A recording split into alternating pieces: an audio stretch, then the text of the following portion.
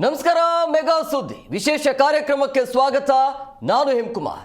ರಾಜ್ಯದಲ್ಲಿ ಲಂಚದ ಹಾವಳಿ ಅಂತೂ ಮುಂದುವರಿತಾ ಇದೆ. ಪ್ರತಿಯೊಂದು ಇಲಾಖೆಯಲ್ಲೂ ಕೂಡ ಭ್ರಷ್ಟಾಚಾರ ಮಿತಿ ಮೀರ್ತಾ ಇದೆ. ದುಡ್ಡು ಕೊಟ್ಟರೆ ಮಾತ್ರ ಕೆಲಸ ಆಗುತ್ತೆ, ಇಲ್ಲ ಅಂತಂದ್ರೆ ಯಾವುದೇ ರೀತಿ ಕೆಲಸ ಆಗೋದಿಲ್ಲ. ಅದರಲ್ಲೂ ಪ್ರಮುಖವಾಗಿ ಈ ಎಸಿ ಕಚೇರಿಯಲ್ಲಿ ರಾಜಾರೋಷವಾಗಿ ಭ್ರಷ್ಟಾಚಾರ, ಲಂಚಬಾಕತನ ಮುಂದುವರಿತಾ ಇದೆ. ಭ್ರಷ್ಟಾಚಾರವನ್ನ ಮಾಡೋದಕ್ಕೆ ಸಿಬ್ಬಂದಿಗಳ ನೇಮಕ ಆಗಿದೆ ಅನ್ನೋಂಥ ಬಹಳ ಗಂಭೀರ ಆರೋಪ. ಅಂದ್ರೆ ಇಂಥವ್ರನ್ನ ನೇಮಕ ಮಾಡಿರ್ತಾರೆ, ಅವರೇ ನೇರವಾಗಿ ಭ್ರಷ್ಟಾಚಾರವನ್ನು ಮಾಡ್ತಾರೆ, ಭ್ರಷ್ಟಾಚಾರದಲ್ಲಿ ತೊಡಗಿಸ್ತಾರೆ ಅಂತ ಹೇಳಿ.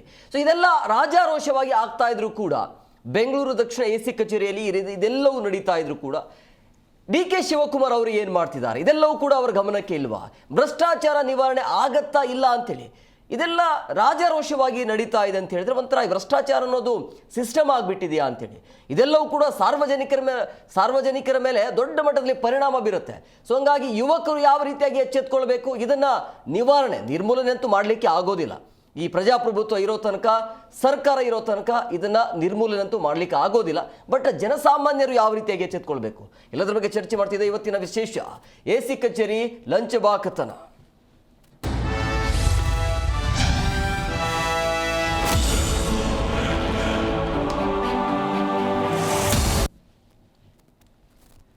ಸಿಎಂ ಸಿದ್ದರಾಮಯ್ಯ ಅವರು ನೋಡಲೇಬೇಕಾಗಿರುವಂತಹ ಸ್ಟೋರಿ ಇದು. ಬೆಂಗಳೂರಿನಲ್ಲಿ ರಾಜಾರೋಷವಾಗಿ ಭ್ರಷ್ಟಾಚಾರ ನಡೀತಾ ಇದೆ. ಇದು ಸಿದ್ದರಾಮಯ್ಯ ನೋಡಲೇಬೇಕಾಗಿರುವಂತಹ ಎಕ್ಸ್ಕ್ಲೂಸಿವ್ ಸ್ಟೋರಿ. ಬೆಂಗಳೂರು ಉಸ್ತುವಾರಿ ಡಿ.ಕೆ.ಶಿ ಅವರೇ ಎಲ್ಲಿದ್ದೀರಾ, ಏನ್ ಮಾಡ್ತಿದ್ದೀರಾ ಅನ್ನುವಂಥ ಪ್ರಶ್ನೆ. ಬೆಂಗಳೂರು ನಗರ ಜಿಲ್ಲಾಧಿಕಾರಿ ಕಚೇರಿಯಲ್ಲಿ ಭ್ರಷ್ಟಾಚಾರ ಮುಂದುವರಿತಾ ಇದೆ. ವಕೀಲರಿಂದ ಬೆಂಗಳೂರು ನಗರ ಡಿಸಿಗೆ ಜಗದೀಶ್ಗೆ ದೂರನ್ನು ಕೊಡಲಾಗಿದೆ. ಫೈಲ್ ಮೂವ್ ಆಗಬೇಕು ಅಂತ ಹೇಳಿದ್ರೆ ನೀವು ಕಂತೆ ಲಂಚವನ್ನು ಕೊಡಬೇಕು, ಅಂದರೆ ದುಡ್ಡು ಕೊಡಬೇಕು. ಡಿಸಿ ಹಾಗೂ ಬೆಂಗಳೂರು ದಕ್ಷಿಣ ಎಸಿ ಕಚೇರಿಯ ಸಿಬ್ಬಂದಿಯ ವಿರುದ್ಧ ದೂರು ದಾಖಲಾಗಿದೆ.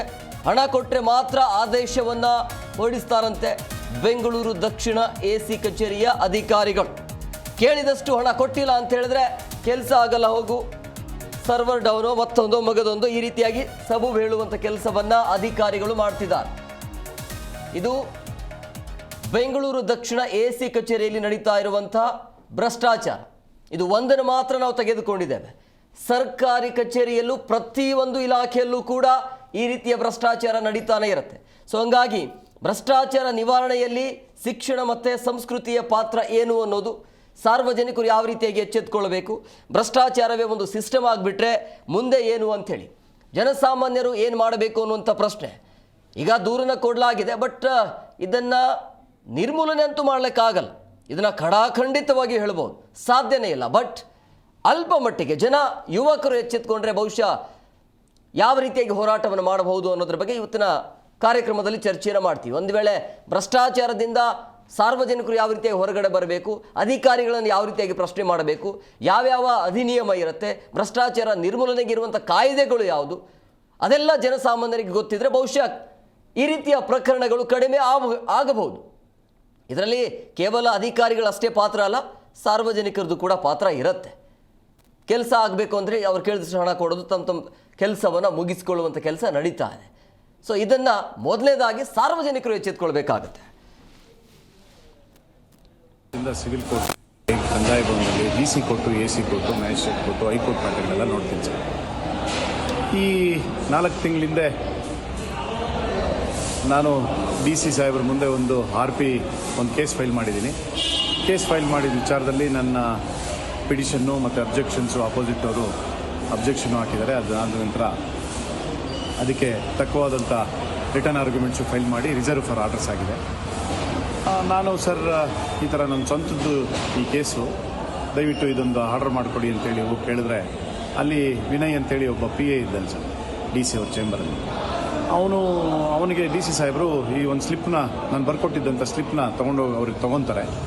ವಿನಯ್ ಅನ್ನೋನು ಪ್ರತಿನಿತ್ಯ ಫೋನ್ ಮಾಡಿ ಮತ್ತು ಸಿಕ್ಕಿದಾಗೆಲ್ಲನೂ ಆ ಕೇಸು ಸಾಹೇಬ್ರು ಆರ್ಡರ್ ಮಾಡಬೇಕು ಅಂದರೆ ಇಷ್ಟು ದುಡ್ಡು ಕೇಳ್ತಾವ್ರೆ ಅಂತೇಳಿ ಪ್ರತಿನಿತ್ಯ ನನಗೆ ಪ್ರತಿದಿನ ಸಿಕ್ಕಿದಾಗೂ ಸಹ ಪ್ರತಿದಿನ ಕೇಳ್ತಾ ಇದ್ದಾನೆ. ದಯವಿಟ್ಟು ನಮ್ಗೆ ಯಾವುದೇ ಥರದಂಥ ಶಕ್ತಿ ಇಲ್ಲ ಕೊಡೋದಕ್ಕೆ, ಏನೋ ಅಡ್ವೊಕೇಟ್ ಫ್ಯಾಮಿಲಿದು ಸರ್, ದಯವಿಟ್ಟು ಸಹಾಯ ಮಾಡಿ ಅಂತಂದರೆ ಇದಕ್ಕೆ ಯಾವುದೇ ಥರದ್ದು ನಮಗೆ ಮುಲಾಜು ನೋಡದೆ ಅವನು ನೋಡೋ ರೀತಿ ಮತ್ತು ಅವನು ಆಡೋ ರೀತಿ ಎಲ್ಲ ಭಾಳ ಅಸಭ್ಯವಾಗಿ ಬಿಹೇವ್ ಮಾಡ್ತಾನೆ. ಮತ್ತು ಭಾಳ ದುಡ್ಡಿಗೆ ಡಿಮ್ಯಾಂಡ್ ಮಾಡಿ ಈ ಎಂಟೈರ್ DC ಕಚೇರಿನೇ ಹಾಳು ಮಾಡಿಟ್ಟಿದ್ದಾನೆ ಸರ್. ದಯವಿಟ್ಟು ಇದ್ರ ಬಗ್ಗೆ ಸೂಕ್ತ ಕಾನೂನು ಕ್ರಮ ತಗೊತೀವಿ ಅಂತೇಳಿ ಇವತ್ತು DC ಅವ್ರಿಗೂ ನಾವು ಒಂದು ಪ್ರೆಸೆಂಟೇಷನ್ ಕೊಟ್ಟಿದ್ದೀವಿ. ಇದ್ರ ವಿಚಾರವಾಗಿ ನಾನು ಒಂದು ಮೀಟಿಂಗ್ ಕಂಡಕ್ಟ್ ಮಾಡಿ ನಿಮ್ಮ ಅಸೋಸಿಯೇಷನ್ ಅವ್ರಿಗೂ ತಿಳಿಸಿ ಒಂದು ಮೀಟಿಂಗ್ನ ಕಂಡಕ್ಟ್ ಮಾಡಿ ಇದ್ರ ಮೇಲೆ ಸೂಕ್ತ ಕ್ರಮ ಕೈಗೊಳ್ತೀನಿ ಅಂತೇಳಿ ಅವರು ಇವತ್ತು ಒಂದು ವಿಶ್ವಾಸ ನೀಡಿದ್ದಾರೆ. ಹಾಗಾಗಿ ಇವತ್ತೊಂದು ಪ್ರೆಸೆಂಟೇಷನ್ ಕೊಟ್ಟಿದ್ದೀವಿ, ಬಂದಿದ್ದೀವಿ ಸರ್. ಅವರು ಜಾಗೃತ ಕೆಲಸ ಮಾಡೋದು ಯಾವುದು? ಅವರು ಏನು ಬೇರೆ ಡಿಪಾರ್ಟ್ಮೆಂಟಲ್ಲಿ ಡಿ ಸಿ ಕಚೇರಿಯಲ್ಲಿ ಬೇರೆ ಡಿಪಾರ್ಟ್ಮೆಂಟಲ್ಲಿ ಕೆಲಸ ಮಾಡ್ತಾ ಇದ್ದಾಗ ಸಹ ಇಲ್ಲಿ ಓಡಿಗೆ 7 ವರ್ಷದಿಂದ ಇಲ್ಲಿ ಓಡಿಗೆ ಅಂತೇಳಿ ಹಾಕ್ಸ್ಕೊಂಡು ಇಲ್ಲಿ ಅವರಿಗೆ ಯಾವುದೇ ಥರ ಅಧಿಕಾರ ಇಲ್ಲ ಇಲ್ಲಿ ಕೆಲಸ ಮಾಡೋದಕ್ಕೂ ಸಹ. ನನಗೆ DK ಶಿವಕುಮಾರ್ ಅವ್ರು ಗೊತ್ತು, ಅವ್ರು ಗೊತ್ತು, ಇವ್ರು ಗೊತ್ತು ಅಂತೇಳಿ ಸುಮ್ಮನೆ ಆದರೂ ಮಿನಿಸ್ಟರ್ ಹೆಸರುಗಳನ್ನ ದುರುಪಯೋಗ ಪಡಿಸ್ಕೊಂಡು ಇಲ್ಲಿ ಜಿಲ್ಲಾಧಿಕಾರಿ ಕಚೇರಿಗಳನ್ನ ಮತ್ತು ಈ ಕೇಸ್ಗಳ ವಿಚಾರದಲ್ಲಿ ಎಲ್ಲದು ಭಾಳ ಕೆಟ್ಟ ಕೆರ ಹಿಡಿಯೋ ಥರ ಕೆಲಸ ಮಾಡ್ತಾ ಇದ್ದಾರೆ. 24 ವರ್ಷದಿಂದ ಸಿವಿಲ್ ಕೋರ್ಟ್ ನ್ಯಾಯಾಲಯಗಳಲ್ಲಿ, ಕಂದಾಯ ಭವನದಲ್ಲಿ, DC court, AC court, magistrate court, high court ಮ್ಯಾಟರ್ಗಳೆಲ್ಲ ನೋಡ್ತೀನಿ. ಎಲ್ಲದ್ರ ಬಗ್ಗೆ ಮಾತನಾಡೋದಕ್ಕೆ ಅತಿಥಿಯವರು ಜಾಯ್ನ್ ಆಗಿದ್ದಾರೆ. ನಾನು ಅವ್ರನ್ನ ಕಾರ್ಯಕ್ರಮಕ್ಕೆ ವೆಲ್ಕಮ್ ಮಾಡ್ತೀನಿ. ಮೊದಲನೇದಾಗಿ ಸಾಮಾಜಿಕ ಕಾರ್ಯಕರ್ತರಾಗಿರುವಂಥ ಹೇಮಂತ್ ರಾಜು ಅವರು ಜಾಯ್ನ್ ಆಗಿದ್ದಾರೆ. ಸರ್, ಕಾರ್ಯಕ್ರಮಕ್ಕೆ ಆತ್ಮೀಯವಾದಂಥ ಸ್ವಾಗತ. ನಮಸ್ತೆ. ಇನ್ನು ವಕೀಲರು ಜಾಯ್ನ್ ಆಗಬೇಕು, ದೂರುದಾರರು ಏನೆಲ್ಲ ನಡೀತಾ ಇದೆಲ್ಲ ದೂರನ್ನು ಕೊಟ್ಟಿದ್ದಾರೆ, ಅವರು ಇನ್ನೇನು ಕೆಲವೇ ಕ್ಷಣಗಳಲ್ಲಿ ಜಾಯ್ನ್ ಆಗ್ತಾರೆ. ಸರ್, ನಿಮ್ಮ ಹತ್ರನೇ ಬರ್ತೀನಿ. ರಾಜಾರೋಷವಾಗಿ ಭ್ರಷ್ಟಾಚಾರ ತಾಂಡವ ಆಡ್ತಾ ಇದೆ, ಹೇಳೋರು ಕೇಳೋರು ಯಾರು ಇಲ್ಲ ಅಂಥೇಳಿ. ಬಟ್ ಇಲ್ಲಿ ಪ್ರಾಮಾಣಿಕತೆ, ನ್ಯಾಯ ಎಲ್ಲಿದೆ ಅಂತ? ಸರ್ ನೋಡಿ, ಈಗ ಜಿಲ್ಲಾಧಿಕಾರಿ ಕಚೇರಿ ಇರ್ಬೋದು, ಉಪವಿಭಾಗಾಧಿಕಾರಿ ಕಚೇರಿ ಇರ್ಬೋದು, ತಹಸೀಲ್ದಾರ್ ಕಚೇರಿ ಇರ್ಬೋದು, ಮತ್ತು ಅಲ್ಲಿ ಭೂಮಾಪನ ಇಲಾಖೆ ಕೂಡ ಇದೆ. ಸಂಪೂರ್ಣ 4 ಕಚೇರಿಯಲ್ಲೂ ಕೂಡ ಇವತ್ತಿಂದ ಅಲ್ಲಿ ಏನು ಭ್ರಷ್ಟಾಚಾರ ನಡೀತಾ ಇಲ್ಲ. ಭಾಳ ಮುಖ್ಯವಾಗಿ ನೋಡಿ, ನಾನು ವಕೀಲರು ಹೇಳ್ತಾ ಇದ್ರನ್ನ ನಾನು ಗಮನಿಸಿದೆ. ನನಗೂ ಆತ್ಮೀಯರು ಚಂದ್ರಶೇಖರ್ ರೆಡ್ಡಿ ಅವರು, ಅವರ ಕುಟುಂಬದ ಆಸ್ತಿ. ಯಾಕೆ ಅಂತಂದರೆ ಅವರು ಸಾವಿರಾರು ಜನಕ್ಕೆ ನ್ಯಾಯ ಕೊಡಿಸ್ತಕ್ಕಂಥ ವಕೀಲರುಗಳು. ಬಡವರು ಕಷ್ಟ ಅಂತ ಹೋಗೋದು ಜಮೀನು ವಿಚಾರದಲ್ಲಿ ವಕೀಲರುಗಳ ಹತ್ರ. ಅಂಥವರ ಆಸ್ತಿಗೆ, ಯಾಕೆ ಅಂತಂದರೆ ವಕೀಲರು ಕುಟುಂಬದ ಆಸ್ತಿ ಅಂತ ಅವ್ರು ಹೇಳ್ತಾ ಇದ್ದಾರೆ. ಅವ್ರ ಆಸ್ತಿಗೆ ಇಲ್ಲಿ ನ್ಯಾಯ ಸಿಗ್ತಾ ಇಲ್ಲ ಅಂತಂತಂದರೆ ಇನ್ನು ಜನಸಾಮಾನ್ಯರ ಗತಿ ಏನಾಗಬೇಕು ಅಂತಂತೇಳಿ ಮಾನ್ಯ ಕೃಷ್ಣ ಬೈರೇಗೌಡರು ಭಾಳ ವಿದ್ಯಾವಂತರಿದ್ದಾರೆ, ಪ್ರಾಮಾಣಿಕವಾದಂಥ ಒಬ್ಬ ರಾಜಕಾರಣಿ ಅಂತಂತೇಳಿ ನಮ್ಮ ಕರ್ನಾಟಕದ ಜನತೆ ಮಾತಾಡುತ್ತೆ. ಯಾಕೆ ಅಂತಂದರೆ ಕೃಷ್ಣ ಬೈರೇಗೌಡರು ಅಷ್ಟೇ ಪ್ರಾಮಾಣಿಕವಾಗಿ ಮಾಡ್ತಾರೆ. ಆದರೆ ಅದು ಒಳ್ಳೆತನ ಇಲ್ಲಿ ಸರಿ ಇಲ್ಲ. ಇಲ್ಲಿ ಏನಾಗಿದೆ ಅಂತ ಹೇಳಿದ್ರೆ, ಕಳೆದ 3-4 ದಿನದ ಹಿಂದೆ ಕೃಷ್ಣ ಬೈರೇಗೌಡರು ಕಂದಾಯ ಇಲಾಖೆ ಉಪವಿಭಾಗಾಧಿಕಾರಿ ಕಚೇರಿಗೆ ಭೇಟಿ ಕೊಟ್ಟರು. ಕೊಟ್ಟಂಥ ಸಂದರ್ಭದಲ್ಲಿ ಅವರೇ ಹೇಳಿದ್ರು, ನೋಟಿಸ್ ಬೋರ್ಡ್ ಹಾಕ್ಬಿಡಿ, ಯಾವುದಕ್ಕೆ ಎಷ್ಟೆಷ್ಟು ದುಡ್ಡು ಕೊಡಬೇಕು ಅಂತಂತೇಳಿ, ತಮ್ಮ ಕೊಡೋದಕ್ಕೆ ಎಷ್ಟು, ಆದೇಶ ಮಾಡೋದಕ್ಕೆ ಎಷ್ಟು, 39 ಟ್ಯಾಲಿ ಮಾಡೋದಕ್ಕೆ ಎಷ್ಟು, ಪೌತಿ ಖಾತೆ ಮಾಡೋದಕ್ಕೆ ಎಷ್ಟು, ಎಲ್ಲ ಬೋರ್ಡ್ ಹಾಕ್ಬಿಟ್ರೆ ಜನ ನೋಡಿಕೊಂಡು ಅದಕ್ಕೆ ಕೊಟ್ಬಿಟ್ಟು ಅವ್ರ ಪಾಪ ಪರಿಹಾರ ಏನೋ ಕಷ್ಟನೋ ಸುಖನೋ ಅವ್ರ ಮನೇನೋ ಮಠನೋ ಏನೋ ಜಮೀನೋ ಮಾರಿ ಏನೋ ಒಂದು ಮಾಡಿ ಅವರ ಸಮಸ್ಯೆಗಳನ್ನ ಬಗೆಹರಿಸ್ಕೋತಾರೆ ಅಂತಂತೇಳಿ ಕೃಷ್ಣ ಬೈರೇಗೌಡರ ಉತ್ತರ ಆಗಿತ್ತು. ಇಲ್ಲಿ ಬಂದಂಥ ಸಂದರ್ಭದಲ್ಲಿ ಮಾನ್ಯ ಸಚಿವರು ಸೂಕ್ತ ಕ್ರಮನ ಕೈಗೊಳ್ಳಬೇಕಾಗಿತ್ತಲ್ಲಿ. ಯಾರು ಈ ಥರದ ಕೆಟ್ಟ ಕೆಲಸಗಳನ್ನು ಮಾಡ್ತಾ ಇದ್ದಾರೆ, ಅಕ್ರಮ ಮಾಡ್ತಾ ಇದ್ದಾರೆ ಅಂಥ ವ್ಯಕ್ತಿಗಳ ವಿರುದ್ಧ ಸೂಕ್ತ ರೀತಿ ಅದೇ ಜಾಗದಲ್ಲಿ ಕ್ರಮ ಆಗಬೇಕು. ನಾನು ಭಾಳಷ್ಟು ಜನ ಅಧಿಕಾರಿಗಳನ್ನ, ಹಿರಿಯ ಅಧಿಕಾರಿಗಳನ್ನ ನೋಡಿದ್ದೀನಿ. ಮೌನಿಷ್ ಮೋದಿಲ್ ಇರ್ಬೋದು, ಹರ್ಷ ಗುಪ್ತಾ ಅವ್ರು ಇರ್ಬೋದು, ಅದೇ ಥರದ ಅಧಿಕಾರಿಗಳು ಕಂದಾಯ ಇಲಾಖೆನಲ್ಲೂ ಇದ್ದಾರೆ. ಈಗ ಆದಿತ್ಯ ಬಿಸ್ವಾಸ್ ಸರ್ ಇರ್ಬೋದು, ರಾಜೇಂದ್ರ ಕಟ್ಯಾರಿ ಅವರು ಇರ್ಬೋದು, ಕೃಷ್ಣ ಬೈರೇಗೌಡರು ಇರ್ಬೋದು, ಇವರೆಲ್ಲನೂ ಅತ್ಯುತ್ತಮವಾಗಿ ಕೆಲಸ ಮಾಡ್ತಾ ಇದ್ದಾರೆ. ಮಾನ್ಯ ಜಿಲ್ಲಾಧಿಕಾರಿಯವರು ಅಷ್ಟೇನೆ, ಉಪವಿಭಾಗಾಧಿಕಾರಿಯವರು ಅಷ್ಟೇನೆ, ಮೊನ್ನೆ ಬಂದಿರೋದು ಅವರೆಲ್ಲ 6-7 ತಿಂಗಳಲ್ಲಿ ಬಂದಿದ್ದಾರೆ. ಅವರು ಕೂಡ ಉತ್ತಮವಾಗಿ ಕೆಲಸ ಮಾಡ್ತಾ ಇದ್ದಾರೆ. ಇಲ್ಲಿ ಅವ್ರನ್ನ ಮಿಸ್ಗೈಡ್ ಮಾಡ್ತಕ್ಕಂಥ ಕೆಲಸ ಸುಮಾರು ಇವರೆಲ್ಲ ಆಗಲೇ ವಕೀಲರು ಹೇಳ್ತಿದ್ರು, 6-7 ವರ್ಷದಿಂದ ಅವ್ರು ಇಲ್ಲೇ ಇದ್ದಾರೆ, ಅವ್ರು ಇಲ್ಲಿ ಯೋಗ್ಯರಲ್ಲ ಇಲ್ಲಿ ಕೆಲಸ ಮಾಡೋದಕ್ಕೆ ಅಂತೇಳಿ. ಅದು ತಪ್ಪದು. ಸುಮಾರು 20-25 ವರ್ಷದಿಂದ ಕೆಲಸ ಮಾಡೋರು ಕೂಡ ಅಲ್ಲೇ ಇದ್ದಾರೆ. 25 ವರ್ಷದಿಂದ, 20 ವರ್ಷದಿಂದ, 10 ವರ್ಷದಿಂದ, 15 ವರ್ಷದಿಂದ ಸಾಕಷ್ಟು ಜನ, ಒಂದು 30ಕ್ಕೂ ಹೆಚ್ಚು ಜನ ಅಲ್ಲಿ ಕಾರ್ಯನಿರ್ವಹಣೆ ಮಾಡ್ತಾ ಇದ್ದಾರೆ. ಇವ್ರದೆಲ್ಲ ಏನಂತ ಹೇಳಿದ್ರೆ, ಉಪವಿಭಾಗಾಧಿಕಾರಿಗಳನ್ನ ಎತ್ತಂಗಡಿ ಮಾಡೋಷ್ಟು ಶಕ್ತಿ ಇದೆ, DC ಅವ್ರನ್ನ ವರ್ಗಾವಣೆ ಮಾಡ್ಸೋಕ್ಕೂ ಶಕ್ತಿ ಇದೆ, ಹಾಕ್ಸೋದಕ್ಕೂ ಶಕ್ತಿ ಇದೆ. ಆ ಥರ ಪ್ರಭಾವ ಹೊಂದಿರತಕ್ಕಂಥ ಈ ಕೇಸ್ ವರ್ಕರ್ಗಳನ್ನ FDA ಇರ್ಬೋದು, ಸೆಕೆಂಡ್ ಡಿವಿಷನ್ ಕ್ಲರ್ಕ್ಗಳಿರ್ಬೋದು, ಇವರೆಲ್ಲರನ್ನೂ ಮೊದಲು ಅಲ್ಲಿಂದ ವರ್ಗಾವಣೆ ಮಾಡ್ತಕ್ಕಂಥ ಕೆಲಸ ಆಗಬೇಕು ಸರ್ ಅಲ್ಲಿ. ಯಾಕೆ ಅಂದರೆ ಭಾಳ ಮುಖ್ಯವಾದಂಥ ಕೆಲಸ ಇದೆ. ಇವ್ರನ್ನ ಯಾರ್ಯಾರು ಇವಾಗ ನೋಡಿ, AC ಬರಲಿ, ತಹಸೀಲ್ದಾರ್ ಬರಲಿ, DC ಬರಲಿ, 1 ವರ್ಷ 2 ವರ್ಷಕ್ಕೆ ಅವ್ರನ್ನ ಬೇರೆ ಕಡೆ ವರ್ಗಾವಣೆ ಮಾಡ್ತಾರೆ. ಆದರೆ ಈ ಕೇಸ್ ವರ್ಕರ್ಗಳನ್ನ ಯಾಕೆ ಮಾಡೋದಿಲ್ಲ? ಅದೇ ಜಾಗದಲ್ಲಿ 10 ವರ್ಷ ಆದರೂ ಅದೇ ಜಾಗದಲ್ಲಿ ಇರ್ತಾರೆ, 15 ವರ್ಷ ಆದರೂ ಅದೇ ಜಾಗದಲ್ಲಿ ಇರ್ತಾರೆ. ಯಾಕೆ ನಿಮ್ಮ ಗಮನಕ್ಕೆ ಬಂದರೂ ಕೂಡ ನೀವು ಯಾಕೆ ಸುಮ್ಮನೆ ಇದ್ದೀರಿ? ತಪ್ಪಲ್ವಾ? ನೀವು ಭಾಳ ಪ್ರಾಮಾಣಿಕರಿದ್ದೀರಿ. ಕಂದಾಯ ಇಲಾಖೆ ಸಚಿವರ ಬಗ್ಗೆ ನಾವು ಯಾರು ಮಾತಾಡೋಕ್ಕಾಗೋದಿಲ್ಲ, ಅಷ್ಟು ಪ್ರಾಮಾಣಿಕರಿದ್ದೀರಿ. ಪ್ರಾಮಾಣಿಕರು ಅಂತಂದ್ರೆ ಸಾಕಾಗೋದಿಲ್ಲ. ನಿಮ್ಮ ಒಂದು ಕ್ರಮ ಏನು, ನಿಮ್ಮ ನಿಲುವೇನು, ನೀವು ಯಾವುದ್ರ ಬಗ್ಗೆ ಒಂದು ಹೋರಾಟ ಇರಬೇಕು ನಿಮ್ಮದು. ಈ ಕಂದಾಯ ಇಲಾಖೆಯನ್ನು ಸಂಪೂರ್ಣ ಇಲ್ಲಿ ಉಳಿಸ್ಬೇಕು ಅಂತ ಹೇಳಿದ್ರೆ, ಜನರಿಗೆ ಒಳ್ಳೇದಾಗಬೇಕು ಅಂತಂದರೆ, ಇವತ್ತು ವಕೀಲರುಗಳಿಗೆ ಸಾವಿರಾರು ಜನಕ್ಕೆ ನ್ಯಾಯ ಕೊಡಿಸ್ತಕ್ಕಂಥ ವಕೀಲರುಗಳಿಗೆ ನ್ಯಾಯ ಸಿಗ್ತಾ ಇಲ್ಲ ಅಂತಂತಂದರೆ ಅವರು ದಂಗೆ ಹೇಳ್ತಾರೆ ನಾಳೆ ದಿನ.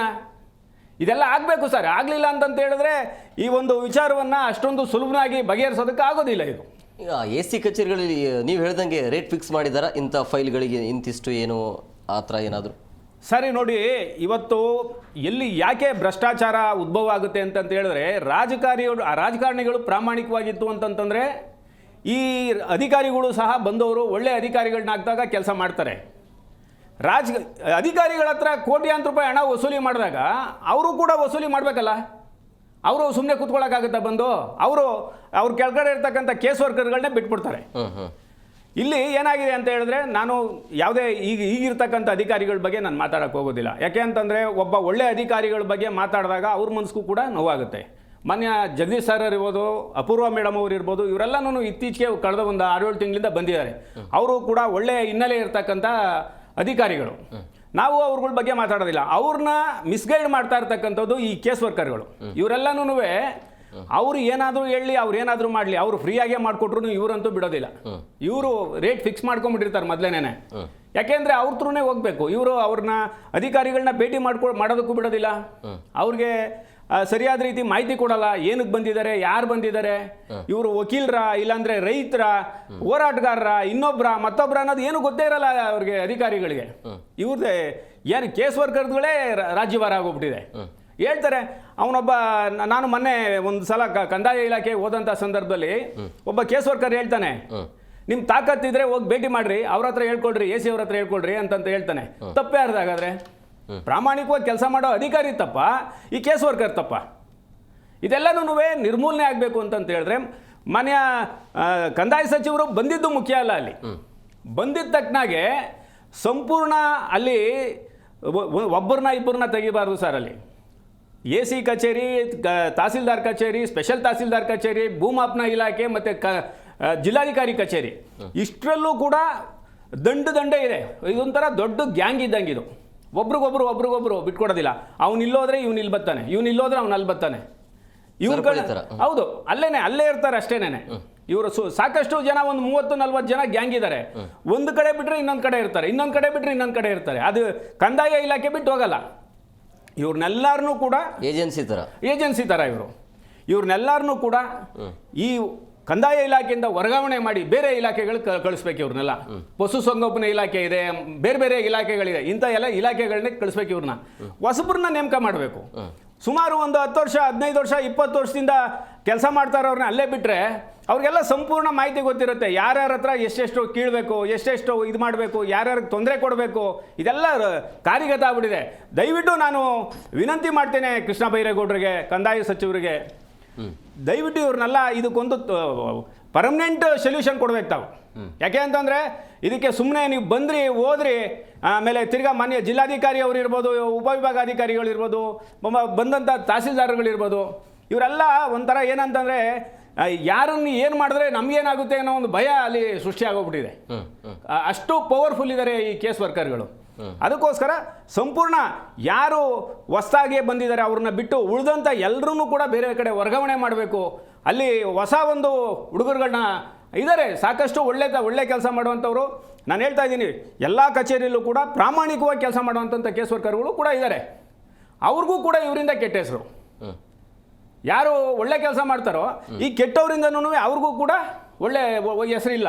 ಹಾಗಾಗಿ ಇವ್ರನ್ನ ಯಾರು ಇಂಥ ಕೆಲಸ ಇಮ್ಮಿಡಿಯೇಟಾಗಿ ಇಂಥ ದುಡ್ಡು ಕೇಳ್ತಾ ಇದ್ದಾರೆ, ರೈತರಿಗೆ ತೊಂದರೆ ಕೊಡ್ತಾ ಇದ್ದಾರೆ, ವಕೀಲರುಗಳಿಗೆ ತೊಂದರೆ ಕೊಡ್ತಾ ಇದ್ದಾರೆ ಅಂತಂದಾಗ ಕೂಡಲೇ ಅವ್ರನ್ನ ಎತ್ತಂಗಡಿ ಮಾಡ್ಬೇಕು ಅಲ್ಲಿಂದ. ಇವ್ರನ್ನೆಲ್ಲನ ಬೇರೆ ಕಡೆ, ನಮ್ಮ ಮೌನೀಶ್ ಮೌದ್ಗಿಲ್ ಸರ್ ಇದ್ದರು. ಒಂದು ಸಲ ಈ ಭೂಮಾಪನ ಇಲಾಖೆಯಲ್ಲಿ ಭ್ರಷ್ಟಾಚಾರ ನಡೀತಾ ಇದೆ ಅಂತ ಹೇಳಿದ್ರೆ ಒಬ್ಬೊಬ್ಬರನ್ನ ಒಂದೊಂದು ದಿಕ್ಕಕ್ಕೆ ಕಳಿಸೋರು. ಬೀದರ್ ಕಳಿಸೋರು, ರಾಯಚೂರಿಗೆ ಕಳಿಸೋರು, ಗುಲ್ಬರ್ಗಾಗೆ ಹಾಕೋರು. ಆ ಥರದ ಒಂದು ಕಾರ್ಯಕ್ರಮ ಇವಾಗಿರ್ತಕ್ಕಂಥ ಪ್ರಾಮಾಣಿಕವಾದಂಥ ಅಧಿಕಾರಿಗಳಿದ್ದಾರೆ. ಈ ಅಧಿಕಾರಿಗಳು ಮಾಡಬೇಕು ಅಂತಂತೇಳಿ ನಾನು ಅವ್ರನ್ನ ವಿನಂತಿ ಮಾಡ್ತೀನಿ ಸರ್. ಈ ಭ್ರಷ್ಟಾಚಾರಕ್ಕೆ ದಾರಿ ಮಾಡಿಕೊಡ್ತಾ ಇರೋರು ಯಾರು ಸರ್? ದಾರಿ ಮಾಡಿಕೊಡ್ತಾ ಇರೋರೇ ಮೂಲ ಅಧಿಕಾರಿಗಳು ಇದ್ದಾರೆ, ರಾಜಕಾರಣಿಗಳು ಇದ್ದಾರೆ ಸರ್. ಇದರಲ್ಲಿ ಇಲ್ಲಿ ಅಧಿಕಾರಿಗಳ ಪಾತ್ರ ಇಲ್ಲ, ರಾಜಕಾರಣಿಗಳ ಪಾತ್ರ ಇದೆ ಅನ್ನೋದೂ ತಪ್ಪೇ. ಈಗ ಅಧಿಕಾರಿಗಳು ದೊಡ್ಡ ದೊಡ್ಡ ಅಧಿಕಾರಿಗಳನ್ನ ನೇಮಕ ಮಾಡೋದು ಯಾರು? ರಾಜಕಾರಣಿಗಳ ಕೈನಲ್ಲಿರುತ್ತೆ. CM ಸಿದ್ದರಾಮಯ್ಯ ಸಾಹೇಬ್ರು ಇರ್ಬೋದು, ನಮ್ಮ DK ಶಿವಕುಮಾರ್ ಸರ್ ಇರ್ಬೋದು, ಇವ್ರು ಇರ್ಬೋದು, ಯಾರೋ ಕೃಷ್ಣ ಬೈರೇಗೌಡರು ಇರ್ಬೋದು, ಇವರೇ ಎಲ್ಲನೂ ನೇಮಕ ಮಾಡ್ತಾರೆ. ಆದರೆ ಈ ಕೆಳ ಹಂತದ ಅಧಿಕಾರಿ ನೌಕರರು ಇರ್ತಾರಲ್ಲ, ಇವರೆಲ್ಲ ಕೇಸ್ ವರ್ಕರ್ಗಳನ್ನ, RIಗಳು, VAಗಳನ್ನ, ಇವ್ರನ್ನೆಲ್ಲ ಇವರೇ DC ಅವರು, ಡಿವಿಷನಲ್ ಕಮಿಷನರು, ಪ್ರಿನ್ಸಿಪಲ್ ಸೆಕ್ರೆಟರಿಗಳು, ಇವ್ರನ್ನೆಲ್ಲ ನೇಮಕ ಮಾಡ್ತಕ್ಕಂಥದ್ದು. ಮೊದಲು ಇವ್ರನ್ನ ಮಾಡಬೇಕಾದ್ರೆ ಯಾವ್ಯಾವ ಇಲಾಖೆನಲ್ಲಿ ಯಾರ್ಯಾರು ಏನೇನು ಮಾಡ್ತಾ ಇದ್ದಾರೆ ಅಂತಕ್ಕಂಥದ್ದನ್ನು ಅಬ್ಸರ್ವ್ ಮಾಡಬೇಕು. ಅವ್ರನ್ನ ಕೂಡಲೇ ಅವ್ರ ಗಮನಕ್ಕೆ ಬಂದು ಈ ಥರದ ಅವ್ಯವಹಾರ ಮಾಡ್ತಾ ಇದ್ದಾರೆ ಅಂತಂದ ತಕ್ಷಣ ಅವ್ರನ್ನ ಬೇರೆ ಕಡೆ ವರ್ಗಾವಣೆ ಮಾಡ್ತಕ್ಕಂಥ ಕೆಲಸ ಆಗಬೇಕು. ಇದನ್ನು ಮಾಡೋವಂಥ ಅಧಿಕಾರಿಗಳಿದ್ದಾರೆ. ಹೋಗಲಿ, ಇವ್ರ ಕೈಲಿ ಆಗಲಿಲ್ಲ ಅಂತಂತಂದ್ರೆ ಅವ್ರನ್ನಾದರೂ ನೇಮಕ ಮಾಡಿ ಇವ್ರ ಮೇಲೆ ಒಂದು ಕ್ರಮ ಮಾಡೋವಂಥ ಒಂದು ಕೆಲಸ ಆಗಬೇಕು ಅಂತಂದೇಳಿ ನಾನು ಈ ಮೂಲಕ ಮಾಧ್ಯಮದ ಮುಖಾಂತರ ಕೇಳ್ಕೊತೀನಿ ಸರ್. ನಾನು ಪ್ರಮುಖವಾಗಿ ಈ ಅಧಿಕಾರಿಗಳನ್ನ ಆಯ್ಕೆ ಅಥವಾ ನೇಮಕಾತಿ ಮಾಡುವಂಥ ಸಂದರ್ಭದಲ್ಲಿ ಅಲ್ಲಿಂದಲೇ ಶುರುವಾಗಿರುತ್ತಾ ಭ್ರಷ್ಟಾಚಾರ ಹೇಗೆ ಅಂತೇಳಿ? ಯಾಕೆಂದರೆ ಬಂದಮೇಲೆ ಮತ್ತೆ ಅದನ್ನು ರಿಕವರಿ ಮಾಡಬೇಕಲ್ಲ, ಆ ಥರನ ಹೇಗೆ ಸರ್? ನೋಡಿ, ಈಗ ಮಾನ್ಯ ಇದು ನಾನಾಗಲೇ ಹೇಳ್ತಾ ಇದ್ದೆ, ಮೌನೀಶ್ ಮೋದ್ಗಿಲ್ ಅಂತಂತೇಳಿ ಭೂಮಾಪನ ಇಲಾಖೆನಲ್ಲಿದ್ದರು ಅಂತಂತೇಳಿ. ಇಲ್ಲಿ ಡಿವಿಷನಲ್ ಕಮಿಷನರ್ ಆಗಿ ಹರ್ಷ ಗುಪ್ತಾ ಸರ್ ಇದ್ದರು ಕೆಲವೊಂದು ಸಂದರ್ಭದಲ್ಲಿ. ಇವರೆಲ್ಲ ಏನಂತಂತಂದರೆ ಜೋವೆಲ್ಲೇ ಇಟ್ಕೊಂಡಿರೋರು ಕೆಲವು ಚೀಟಿಗಳನ್ನ ಬರೆದ್ಬಿಟ್ಟು ಅಲ್ಲೇ ಕಳಿಸ್ಬಿಡೋರು ಇವ್ರನ್ನ. ಯಾರು ಇಂಥ ಅಕ್ರಮಗಳನ್ನ ಮಾಡ್ತಾ ಇದ್ದಾರೆ, ಜನರಿಗೆ ತೊಂದರೆ ಕೊಡ್ತಾ ಇದ್ದಾರೆ, ರೈತರಿಗೆ ತೊಂದರೆ ಕೊಡ್ತಾ ಇದ್ದಾರೆ, ಇಂಥವೇನ ಅವರು ಕಂಡು ಬಂದರೆ ಪನಿಷ್ಮೆಂಟ್ ಅಲ್ಲೇ ಮಾಡೋರು. ಈ ಥರದ ಕಾರ್ಯಕ್ರಮ ಆಗಬೇಕು ಸರ್. ಈ ಅಧಿಕಾರಿಗಳನ್ನ ಇವಾಗ ಮಾನ್ಯ ಜಗದೀಶ್ ಅವರು ಇರ್ಬೋದು, ಯಾರು ಜಿಲ್ಲಾಧಿಕಾರಿಗಳು, ಅವರು ಭಾಳ ತುಂಬ ಸಾಫ್ಟಾಗಿ ಹೋಗ್ತಾ ಇದ್ದಾರೆ. ಯಾಕೆ ಅಂತ ನನಗೂ ಗೊತ್ತಿಲ್ಲ. ಹಿಂದೆ DC ಶಂಕರ್ ಅವರು ಅವರೆಲ್ಲ ಇದ್ದಂಥ ಸಂದರ್ಭದಲ್ಲಿ ಅವರು ಕೂಡ ಭಾಳ ತೀರ್ಮಾನವನ್ನು ಬೇಗನೆ ತಗೊಳ್ತಾ ಇದ್ರು. ಇಂಥದ್ದು ಅಕ್ರಮಗಳನ್ನ ಆಗೋದಕ್ಕೆ ಬಿಡ್ತಾ ಇರಲಿಲ್ಲ. ಒಂದು ಆ ವ್ಯವಸ್ಥೆಯಲ್ಲಿ ಎಲ್ಲ ಥರದ್ದು ಸರಿ ತೂಗಿಸ್ಕೊಂಡು ಹೋಗಬೇಕು ಸರ್. ಅವ್ರಿಗೂ ಸಹ ನೂರಾರು ಸಮಸ್ಯೆಗಳಿರ್ತವೆ. ಆದರೆ ಇಲ್ಲಿ ತುಂಬ ಸಾಫ್ಟ್ ಕಾರ್ನರ್ ಒಳ್ಳೆಯದಲ್ಲ. ಇಲ್ಲಿ ಮೃದು ಸ್ವಭಾವವಾಗಿ ಹೋದರೆ ನೋಡಿ, ಇಂಥ ಭ್ರಷ್ಟರನ್ನ ಮಟ್ಟ ಹಾಕೋದಕ್ಕೆ ಯಾವುದೇ ಕಾರಣಕ್ಕೂ ಆಗೋದಿಲ್ಲ. ನಾನು ಹೇಳೋದು ಇಷ್ಟೇ ಸರ್, ಅಧಿಕಾರಿಗಳು ಯಾವ ರೂಪದಲ್ಲಾದರೂ ಬರಲಿ ಸರ್, ಅವರು ರಾಜಕಾರಣಿಗಳ ಮುಖಾಂತರ ಬರ್ತಾರೋ, ಇನ್ನೊಂದು ಬರ್ತಾರೋ, ಅವರ ಒಂದು ಮೆರಿಟ್ ಮೇಲೆ ಬರ್ತಾರೋ ನಮ್ಗೆ ಗೊತ್ತಿಲ್ಲ. ಆದರೆ ಇಂಥ ಜನಗಳಿಗೆ ತೊಂದರೆ ಕೊಡ್ತಕ್ಕಂಥದ್ದು, ರೈತರಿಗೆ ತೊಂದರೆ ಕೊಡ್ತಕ್ಕಂಥದ್ದು, ಮತ್ತು ವಕೀಲರಿಗೆ ತೊಂದರೆ ಕೊಡ್ತಕ್ಕಂಥದ್ದು, ಇಂಥ ಪ್ರವೃತ್ತಿಯನ್ನು ಬೆಳೆಸ್ಕೊಂಡು ಹೋಗಬಾರ್ದು. ಇನ್ನು ಮುಂದಕ್ಕಾದ್ರೂ, ಯಾಕೆ ಅಂದರೆ ಇದು ಶಾಶ್ವತವಾಗಿ ಬೇರೂರ್ಬಿಟ್ಟಿದೆ. ಕಂದಾಯ ಇಲಾಖೆ, BDA, BBMP, ಇದು ನಮ್ಮ ಇದಿದೆ ಇಂಡಸ್ಟ್ರಿಯಲ್ ಡಿಪಾರ್ಟ್ಮೆಂಟು, ಎಲ್ಲ ಭ್ರಷ್ಟಾಚಾರದಿಂದ ತುಂಬಿ ತುಳುಕ್ತಾ ಇದೆ. ಇಲ್ಲಿ ಇದನ್ನ ಈ AC ಕಚೇರಿಗಳಲ್ಲಿ ಯಾಕೆ ಜಾಸ್ತಿ ಆಗ್ತಾ ಇದೆ ಭ್ರಷ್ಟಾಚಾರ? ಕಾರಣ ಏನು ಸರ್? ಕಾರಣ ಇಷ್ಟೇ, ಜಮೀನು ಈಗ ಇವರೇ ರೇಟ್ ಫಿಕ್ಸ್ ಮಾಡಿಬಿಡ್ತಾರೆ. ಸರ್ ನಮ್ಮದು ಪೌತಿ ಖಾತೆ ಮಾಡಬೇಕು ಅಂತ ಹೇಳಿದ್ರೆ, ಹೌದಾ, ಎಲ್ಲಿ ಬರುತ್ತೆ ಜಮೀನು? ಎಷ್ಟು ರೇಟ್ಗೆ ಹೋಗುತ್ತೆ? ಇವರೇ ಅವ್ರ ಮನೆಯಲ್ಲಿ ಇವರು ಒಬ್ಬರು ಫ್ಯಾಮಿಲಿ ಮೆಂಬರ್ ಏನೋ ಅನ್ನೋ ರೀತಿಯಲ್ಲಿ ವರ್ತನೆ ಮಾಡ್ತಾರೆ. ಒಳ್ಳೆ ಜಾಗ ಇದೆ, ಕಮರ್ಷಿಯಲ್ ಇದೆ ಅಂತಂತಂದರೆ ಅಲ್ಲಿ ಅಷ್ಟಕ್ಕೆ ಹೋಗುತ್ತೆ, ಇಷ್ಟಕ್ಕೆ ಹೋಗುತ್ತೆ, ಇವರೇ ರೇಟ್ ಫಿಕ್ಸ್ ಮಾಡ್ತಾರೆ ಅದಕ್ಕೆ. ಇಲ್ಲಿ ಯಾಕಾಗಿದೆ ಅಂತಂದರೆ, ನಮ್ಮ ಆಸ್ತಿಗಳಿಗೆ ನಾವು ದಾಖಲೆಗಳನ್ನ ಮಾಡಿಸ್ಕೊಡೋದಕ್ಕೂ ವ್ಯಾಪಾರನ ಇವರೇ ಫಿಕ್ಸ್ ಮಾಡ್ತಾರೆ. ಒಂದೊಂದು ಎಕರೆ ಜಮೀನಿಗೆ 1 ಎಕರೆಗೆ ಪೋಡಿ ಮಾಡಿಸ್ಬೇಕು. ಏನು ಒಂದು ಸ್ವಲ್ಪ ಸಣ್ಣ ಪುಟ್ಟ ಪ್ರಾಬ್ಲಮ್ ಇತ್ತು ಅಂತಂತಂದ್ರೆ 10 ಲಕ್ಷ, 15 ಲಕ್ಷ, 20 ಲಕ್ಷ 1 ಎಕರೆಗೆ. ಪೌತಿ ಖಾತೆ ಮಾಡಬೇಕು ಅಂತಂದರೆ 4 ಲಕ್ಷ, 5 ಲಕ್ಷ ಎಕರೆಗೆ. ಎಲ್ಲಿಂದ ತಂದು ಕೊಡ್ತಾರೆ ಸರ್ ಇದನ್ನೆಲ್ಲನೂ? ಸಣ್ಣ ಪುಟ್ಟ ಸಮಸ್ಯೆಗಳು 390 ಅಲ್ಲಿ ಏನೋ ಸಣ್ಣ ಪುಟ್ಟ ತಪ್ಪಿಂದ ಒಂದು ಹೆಸರು ಮಿಸ್ಟೇಕ್ ಆಗಿರುತ್ತೆ, ಒಂದು ಸಣ್ಣದಾಗಿ ತೆಗಿಬೇಕು, ಏನೋ ಅದರಲ್ಲಿ ಯಾರು ಎಕ್ಸ್ಪೆಕ್ಟ್ ಮಾಡಬಾರ್ದು. ಇವ್ರು ಮಾಡಿರೋಂಥ ತಪ್ಪುಗಳವು, ಅವ್ರು ಮಾಡಿರೋಂಥ ತಪ್ಪುಗಳನ್ನ ನಮ್ಮ ಮೇಲೆ ಹಾಕಿ ನಮ್ಮಿಂದ ವಸೂಲಿ ಮಾಡುವಂಥ ಪ್ರವೃತ್ತಿ ಸರ್. ತಾವು ಗಮನಿಸಬೇಕು. ಪಾಪ ಇಂಥ ಒಂದು ಸಣ್ಣ ವಿಷಯಗಳಿಗೆ 10 ಬಾರಿ 20 ಬಾರಿ ಎಲ್ಲಿಂದ ಬಸ್ಸಲ್ಲಿ ಬರ್ತಾರೋ, ಯಂತ್ರಲ್ಲಿ ಬರ್ತಾರೋ, ಅವ್ರ ಕಷ್ಟ ಏನೂ ಗೊತ್ತಾಗೋದಿಲ್ಲ ನಮಗೆ. 10 ಸಾರಿ 20 ಸಾರಿ ಬಂದ್ರೂ ಕೂಡ ಅವ್ರದ್ದು ಸಮಸ್ಯೆಗಳು ಬಗೆಹರಿಯೋದಿಲ್ಲ. ಎಲ್ಲ ಈ ಕೇಸ್ ವರ್ಕರ್ಗಳದೇ ಸಮಸ್ಯೆ. ಕೊಡೋಕ್ಕಾಗಲ್ಲ ಅಂದ್ರೆ ಸರ್ವರ್ ಡೌನು ಮತ್ತೊಂದು ಈ ರೀತಿ ಅವ್ರಿಗೆ ರೀಸನ್ ಕೊಡೋದು ಸರ್. ಅವ್ರಿಗೆ ಕಾರಣ ಹೇಳೋದು ಏನು ತುಂಬ ಸಣ್ಣ ವಿಚಾರ. ಅವ್ರು ಬರ್ತಾ ಇದ್ದಂಗೆನೇ ಹೋಗಿ ಈ ಟೇಬಲಿಂದ ಹೋಗಿ ಇನ್ನೊಂದು ಟೇಬಲಲ್ಲಿ ಕೂತಿರ್ತಾರೆ. ಕರೆಕ್ಟಾಗಿ ಕಾಸು ಕೊಟ್ಟರೆ ಅಲ್ಲೇ ಮಾಡಿ ಮುಗಿಸ್ತಾರೆ. ಇಲ್ಲ ಅಂತಂದರೆ ಅಲ್ಲೇ ಇದ್ಕೊಂಡು ಇಲ್ಲ ಅನ್ಸ್ಕೋತಾರೆ. ಹೌದು. ಒಂದು ರೀತಿ ಅಲ್ಲ, ಇವರು ಒಂದು ರೀತಿ ಹಿಂಸೆ ಕೊಡೋದಿಲ್ಲ. ಎಲ್ಲ ಊಟಕ್ಕೆ ಹೋಗ್ತಾರೆ, ಯಾರೋ ಕೊಡೋನು ಬಂದ ಫೋನ್ ಮಾಡಿದ್ರೆ ಸಾಕು 10 ನಿಮಿಷಕ್ಕೆ ಬರ್ತಾರೆ, ಕೊಡದೇ ಇರೋನು ಬಂದ ಅಲ್ಲಿಂದ ಎದ್ದು ಬರೋದೇ ಇಲ್ಲ ಅವರು, ಅಲ್ಲೇ ಇರ್ತಾರೆ. ಇದು ಒಂದೊಂದು ಥರ ಚಿತ್ರಹಿಂಸೆಗಳು ಕೊಡೋದಿಲ್ಲ. ಏನು ಕೇಸ್ ವರ್ಕರ್ಗಳಿದ್ದಾರೆ ಇವರು, ಒಂದೊಂದು ಜನಗಳಿಗೆ, ರೈತರುಗಳಿಗೆ ಒಂದೊಂದು ಥರದ ಚಿತ್ರಹಿಂಸೆಗಳು ಕೊಡೋದಿಲ್ಲ ಇವರು ಅದಕ್ಕೋಸ್ಕರನೇ ಸರ್, ಇವರು 10 ವರ್ಷ 15 ವರ್ಷದಿಂದ ಯಾಕೆ ಅಲ್ಲಿ ಜಾಂಡ ಊರಿದ್ದಾರೆ ಅಂತ ಹೇಳಿದ್ರೆ ಅವ್ರಿಗೆಲ್ಲ ಗೊತ್ತಾಗ್ಬಿಟ್ಟಿರುತ್ತೆ ಯಾವುದಕ್ಕೆ ಏನು ಈಸ್ಕೋಬೇಕು, ಎಲ್ಲಿ ಯಾರಿಗೆ ಏನು ಯಾವ ಥರ ಟಾರ್ಚರ್ ಕೊಟ್ಟರೆ ಹೆಂಗೆ ದುಡ್ಡು ಬರುತ್ತೆ. ಇದು ಪ್ರತಿನಿತ್ಯ ನಡೀತಾನೆ ಇರುತ್ತೆ ಸರ್. ಈಗ ನಮ್ಮ ವಕೀಲರ ಸಮೂಹ ಎದ್ದಿರ್ತಕ್ಕಂಥದ್ದು ಭಾಳ ಅವ್ರಿಗೆ ಧನ್ಯವಾದಗಳನ್ನ ನಾನು ತಮ್ಮ ಮಾಧ್ಯಮದ ಮುಖಾಂತರ ನಾನು ಹೇಳೋದಕ್ಕೆ ಇಷ್ಟಪಡ್ತೇನೆ. ಇದು ನಿರಂತರವಾಗಿ ಆಗಬೇಕು, ಒಂದು ದಿನಕ್ಕೆ ನಡೀಬಾರ್ದು ಸರ್. ಯಾಕೆ ಅಂತಂದರೆ ಅವರು ಇದನ್ನು ಏನು ಇವತ್ತೊಂದು ದಿನ ಈ ಭ್ರಷ್ಟ ಈ ಸಣ್ಣ ಪುಟ್ಟ ಅಧಿಕಾರಿಗಳ ವಿರುದ್ಧ ಏನು ಹೋರಾಟ ಪ್ರಾರಂಭ ಮಾಡಿದ್ದಾರೆ, ಇದನ್ನು ನಿರಂತರವಾಗಿ ನಡೆಸಬೇಕು. ಇನ್ನು ಯಾವುದೇ ಕಾರಣಕ್ಕೂ ಇವ್ರಿಗೆಲ್ಲರೂ ಇವ್ರನ್ನ ಎತ್ತಂಗಡಿ ಮಾಡಿಸೋವರೆಗೂ ಇವು ಹೋರಾಟ ಹಂಗೆ ಮುಂದುವರಿಲಿ ಅಂತಕ್ಕಂತೇಳಿ ನಾನು ಕೇಳ್ಕೊಳ್ತೇನೆ ಸರ್. ಈ ಭ್ರಷ್ಟಾಚಾರ ಅನ್ನೋದು ಸಾರ್ವಜನಿಕರಿಗೆ ಎಷ್ಟರ ಮಟ್ಟಿಗೆ ಒತ್ತಡ ನೀಡುತ್ತೆ ಸರ್? ಭ್ರಷ್ಟಾಚಾರ ಅನ್ನೋದು ಸಾರ್ವಜನಿಕರಿಗೆ ಯಾವ ಒತ್ತಡ ಅಂತಂದ್ಬಿಟ್ಟು ತಮಗೆ ನಾನು ಹೇಳ್ತಾನೆ ಇದ್ದೀನಲ್ಲ. ಇದು ನೋಡಿ, ಇಲ್ಲಿ ಈ ಅಧಿಕಾರಿಗಳು ಏನು ಅವ್ರಿಗೇನು ಪ್ರಾಬ್ಲಮ್ ಇರೋದಿಲ್ಲ. ಈಗ ಅವನಿಗೆ ಕೆಲವರಿಗೆ ಗೊತ್ತಿರೋದಿಲ್ಲ, ಲಂಚ ಕೊಡಬೇಕು ಅಂತಾನೆ ಗೊತ್ತಿರಲ್ಲ. ಇಲ್ಲಿ ಬರ್ತಾರೆ, ಹೋಯ್ತಾ ಇರ್ತಾರೆ. ಅವ್ರೇನು ಅವ್ರ ತಂದೆಯಿಂದ ಅವ್ರ ಮಗನಿಗೆ, ತಂದೆ ಸತ್ತೋಗ್ಬಿಟ್ಟಿರ್ತಾರೆ, ಮಗನಿಗೆ ಖಾತೆ ಹಾಕಬೇಕು, ಅವ್ನಿಗೆ ಗೊತ್ತೇ ಇರೋದಿಲ್ಲ. ಅವನಿಗೆ ಈಗ ಕಾಸು ಕೊಡಬೇಕು ಇದಕ್ಕೆ ಅಂತ ಅಂದ್ಬಿಟ್ಟು ನಾಳೆ ಬರಪ್ಪ ನಾಡದ್ದು ಬರಪ್ಪ ಅಂತ ಕಳಿಸ್ತಾನೆ ಇರ್ತಾರೆ ಇವರು. ಒಂದು 10 ಬಾರಿ ಆದ್ಮೇಲೆ ನಾನು ಯಾಕೆ ಹಿಂಗೆ ಹೋಯ್ತಾ ಇದ್ದೀನಿ ಅಂತ ಅಂದ್ಬಿಟ್ಟು ಅವನು ಯಾರನ್ನ ಪಾಪ ಭೇಟಿ ಮಾಡ್ಬೇಕಲ್ಲ. ಭೇಟಿ ಮಾಡಿದಾಗ ಅವನ ಮನಸ್ಸಲ್ಲೇ ತಲೆಯಲ್ಲೇ ಬಂದ್ಬಿಡುತ್ತೆ. ಅವನು ವಿದ್ಯಾವಂತ ಯುವಕ ಆದರೂ ಸರಿನೇ, ಯಾರಾದರೂ ಸರಿನೇ, ಅವ್ನ ತಲೆಯಲ್ಲೇ ಬಂದ್ಬಿಡುತ್ತೆ. ಇಲ್ಲಿ ನಮ್ಮಪ್ಪನ ಆಸ್ತಿಗೆ ನಾನು ಖಾತೆ ಮಾಡಿಸ್ಕೋಬೇಕು ಅಂದ್ರೂ ದುಡ್ಡು ಕೊಡ್ಬೇಕಾ ಅನ್ನೋ ಮಟ್ಟಕ್ಕೆ ಅವನಿಗೂ ತಲೆ ಎತ್ಬಿಡುತ್ತೆ. ಅವನೇನು ಮಾಡ್ಬೇಕು, ಮುಂದಕ್ಕೆ ಕೊಡಬೇಕು, ಅವ್ನು ಜಮೀನು ಮಾರೇ ಕೊಡಬೇಕು. ಇಲ್ಲ ಅಂತಂದ್ರೆ ಏನನ್ನ ಒಂದು ಅವ್ನ ಮನೆಯಲ್ಲಿರೋ ವಸ್ತುನ ಮಾರಾಟ ಮಾಡಿ ಕೊಡಬೇಕಲ್ಲ. ಇದರಿಂದ ಜನ ಭಾಳ ಬೇಸತ್ಬಿಟ್ಟಿದ್ದಾರೆ.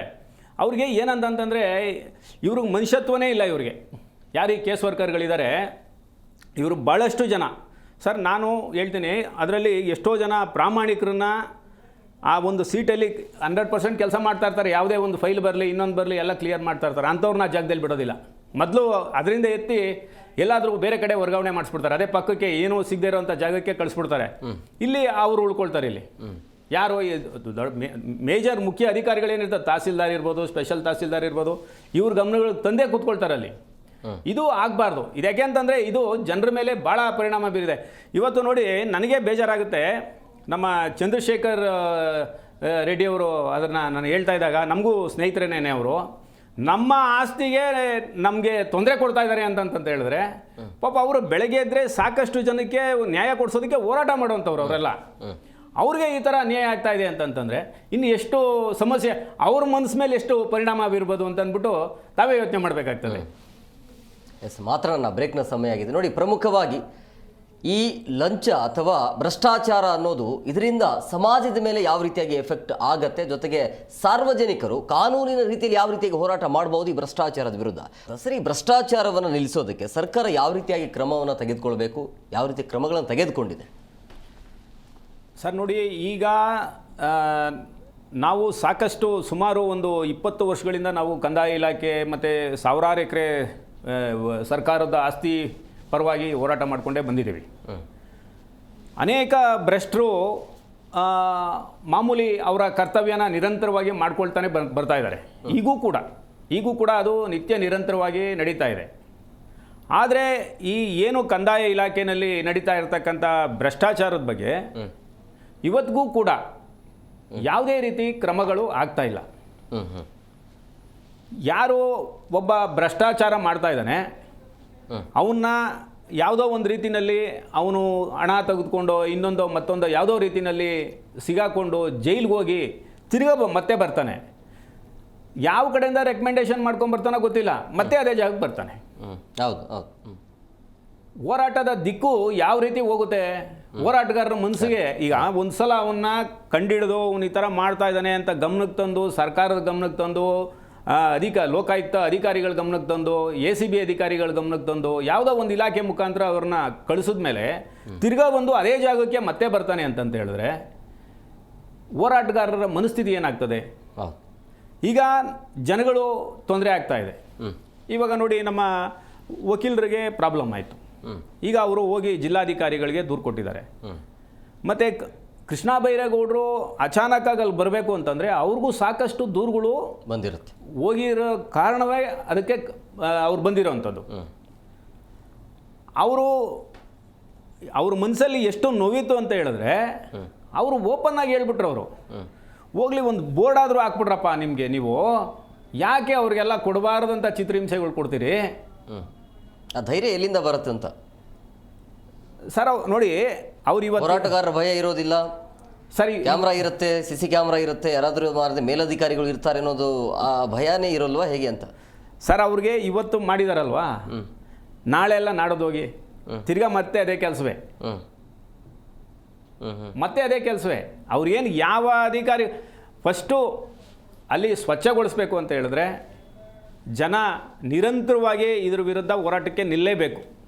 ಯಾರು ಈ ಥರದ ಕೆಲಸಗಳನ್ನ ಮಾಡ್ತಾ ಇರ್ತಾರೆ ಅವ್ರ ವಿರುದ್ಧ ಧ್ವನಿ ಎತ್ತಕ್ಕಂಥದ್ದು ದಿನನಿತ್ಯ ಆಗಬೇಕಿದು. ಒಂದು ದಿನಕ್ಕೆ ಸೀಮಿತ ಆಗಬಾರ್ದು. ಇವತ್ತು ಮಾಡ್ತೀವಿ ನಾಳೆ ಬಿಟ್ಬಿಡ್ತೀವಿ ಅಂತ ಹೇಳಿದ್ರೆ ಮತ್ತೆ ಅದೇ ಕೆಲಸ ಅವರು ಪ್ರಾರಂಭ ಮಾಡ್ತಾರೆ. ಇದು ನಿರಂತರವಾಗಿ ನಡಿಬೇಕು, ಒಂದಿನದ ಕಾರ್ಯಕ್ರಮ ಅಲ್ಲ. ಈಗ ಮೊನ್ನೆ ಇದೇ ಸಚಿವರು ಬಂದು ಏನಾವತ್ತೊಂದು ದಿನ ಅವರು ಮಾತಾಡೋದ್ರು, ಮತ್ತು ತಿರ್ಗಾ ಅವ್ರಿಗೆಲ್ಲ ಒಂದು ಸ್ಟ್ರಿಕ್ಟಾಗಿ ಹೇಳ್ಬಿಟ್ಟು ಹೋದ್ರು. ಅದು ಸಾಕಾಗೋದಿಲ್ಲ. ಅದು ಅಲ್ಲೇ ಅವರು ಅದಕ್ಕೆ ಸಂಬಂಧಪಟ್ಟಂಥ ಹಿರಿಯ ಅಧಿಕಾರಿಗಳನ್ನೂ ಕರ್ಕೊಬಂದು ಕೂಡಲೇ ಅವ್ರ ವಿರುದ್ಧ ಕ್ರಮ ಆಗಿದ್ದಿದ್ರೆ ಬೇರೆ ಭ್ರಷ್ಟರಿಗೂ ಕೂಡ, ಬೇರೆ ತೊಂದರೆ ಕೊಡ್ತಕ್ಕಂಥ ಈ ವ್ಯಕ್ತಿ ಅಲ್ಲಿ ಅಧಿಕಾರಿಗಳಿಗೂ ಕೂಡ ಒಂದು ತಾಕೀತಾಗಿರೋದು. ಇಲ್ಲಿ ಆಗ್ತಾ ಇಲ್ಲ ಅದು. ಈಗ ಮಾನ್ಯ ಜಿಲ್ಲಾಧಿಕಾರಿ ಅವರಿಗೆ ದೂರು ಕೊಟ್ಟಿದ್ದಾರೆ. ಯಾರ್ಯಾರ ಮೇಲೆ? 3 ಜನದ ಮೇಲೆ ಕೊಟ್ಟಿದ್ದಾರೆ. ಆ 3 ಜನ ಅಲ್ಲೇ ಇದ್ದಾರೆ. ನಿಮಗೆ ಅನುಭವ ಆಗಿದೆಯಾ? ದುಡ್ಡು ಕೊಡದೇನೆ ನೀವು ಯಾವ್ದಾದ್ರು ಕೆಲಸ ಮಾಡಿಸಿದ್ದೀರಾ? ಸರ್ ನೋಡಿ, ಅಧಿಕಾರಿಗಳು ಒಳ್ಳೆಯವರಿದ್ದಂಥ ಸಂದರ್ಭದಲ್ಲಿ ಸಾಕಷ್ಟು ಸಾವಿರಾರು ಕೆಲಸಗಳು ಮಾಡಿಕೊಟ್ಟಿದ್ದಾರೆ. ಇಲ್ಲಿ ನೋಡಿ, ಕೆಲವ್ರ ಬಗ್ಗೆ ಬೇರೆ ಥರ ಮಾತಾಡ್ಬೋದು. ಮೊನ್ನೆ ನಮ್ಮ DC ಶಂಕರ್ ಸರ್ ಇರ್ಬೋದು, ನಾಗರಾಜ್ ಸರ್, ಅನೇಕ ಅಧಿಕಾರಿಗಳು ಉದಾಹರಣೆ ಇದ್ದಾರೆ. ಅದಕ್ಕೆಲ್ಲನೂ ಅನೇಕರು ಕೆಲಸ ಮಾಡಿದ್ದಾರೆ. ಅವರು ಬೇರೆ ಕೆಲಸಗಳು ನಮಗೆ ಬೇಕಾಗಿಲ್ಲ. ಸರ್ ಕೊನೆಯದಾಗಿ ಭ್ರಷ್ಟಾಚಾರ ಎಲ್ಲಿ ತನಕ ಇರುತ್ತೆ ಸರ್? ಭ್ರಷ್ಟಾಚಾರ